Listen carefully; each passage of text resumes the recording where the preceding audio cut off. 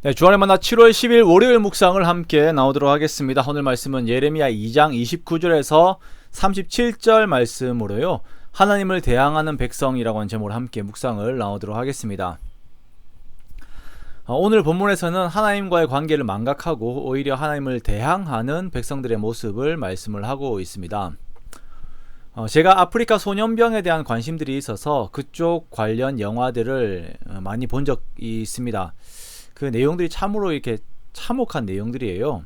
어린 남자아이들, 여자아이들이 잡혀가가지고 소년병으로 혹은 성노예로 살게 되는 현대사의 그 비극들을 그대로 고발하는 그 영화들이 참 많이 있습니다.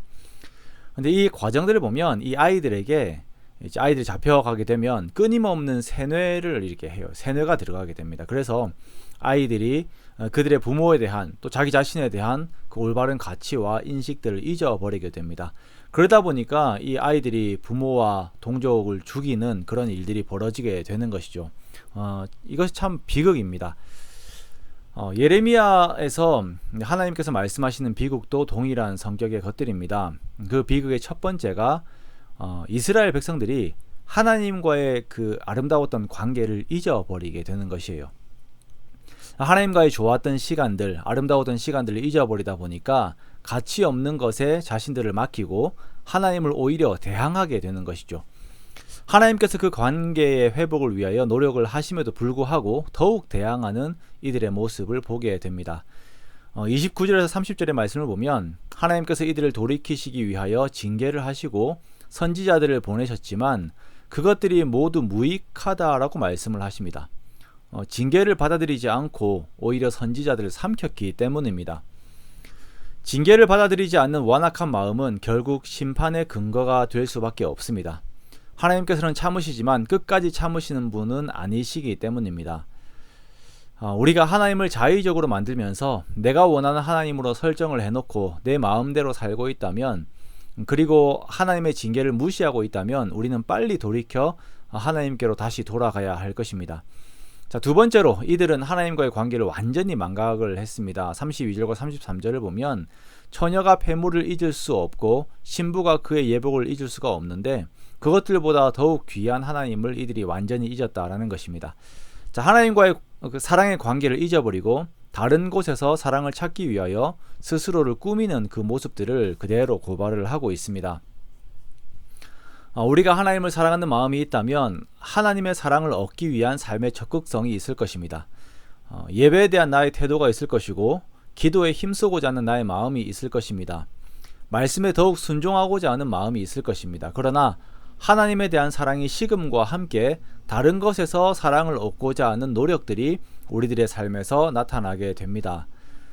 돈을 사랑하고 쾌락을 사랑하고 이 땅에서의 안정을 사랑하고 명예를 사랑하면 그것에 대한 사랑을 얻고자 노력하는 것은 많아지고 하나님의 사랑을 얻고자 하는 노력들은 사라지게 됩니다. 우리는 헛된 것들에서 사랑을 얻으려고 하는 헛된 노력들을 버리고 또한 하나님의 사랑을 얻고자 하는 거룩한 노력으로 돌아가야 할 것입니다. 자, 마지막으로 엉뚱한 것들에게 기대는 헛된 의지와 노력이 이스라엘 가운데 있습니다. 유다 가운데 있는 것이에요.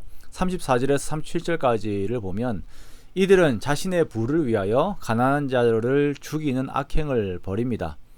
하나님의 말씀을 의지하는 것이 아니라 이 세상의 권력과 부를 의지하는 것이죠.